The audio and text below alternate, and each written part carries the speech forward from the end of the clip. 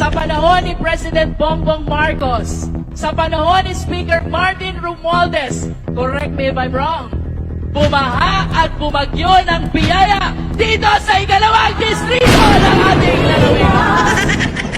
Kaya may AX dahil ni Speaker.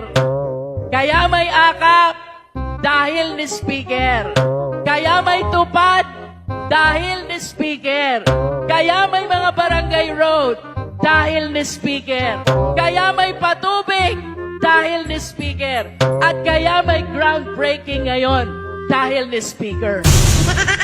Anak ng bakang dalaga talaga. Nagmukha kang bayarang tagahimod dahil ni Speaker. Lumaganap yung nakawan sa Pilipinas dahil ni Speaker. Umulan ng maleta sa Kongreso at Senado dahil ni Speaker. Tumindi ang baha sa Pilipinas dahil ni Speaker. Naging negative 15 tong adik na to dahil ni Speaker. Pangalawa tayo sa kulelat sa Southeast Asia dahil ni Speaker. Dumami yung babae na Raffy Tulfo dahil ni Speaker.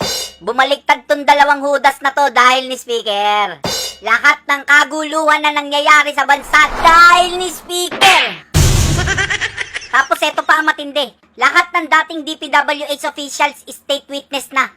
Roberto Bernardo, Henry Alcantara, Manny Bonoan, saka Gerald Opulencia.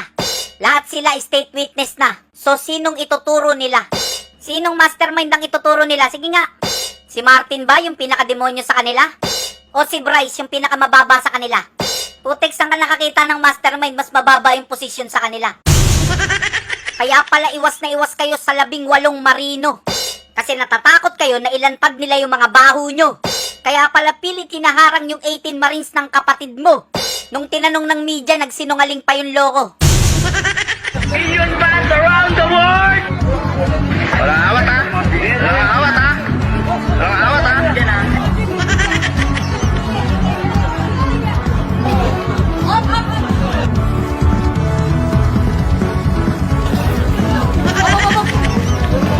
Oh my God!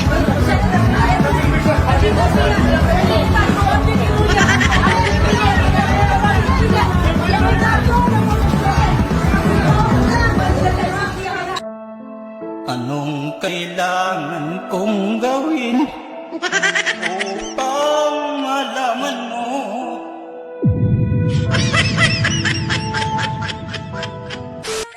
Makita nyo naman, wala akong kasama. Tignan nyo lahat ng video, ako lang mag-isa. Alabas na talaga ako. Yung nakaparada kotse ko, yung kinabas eh.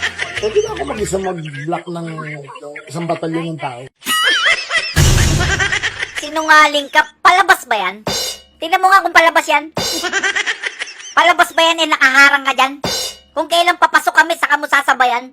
Alam mo sa lahat ng lumalabas dyan, ikaw lang yung nakaharang. May ganyan ba lumalabas, nakaangat yung siko? Lumalabas ka tapos yung kasalubong mo, tinutulak mo. Ganyan ka ba lumabas sa inyo? Ayan o, kahit saan anggulo, kitang-kita. Lalabas ka lang, inaakap mo pa sila. Pwede ka naman dumaan dun sa gilid o kaya sa kabila. Hindi yung kung saan sila naglalakad, dun may sinasaksak yung sarili mong loko ka.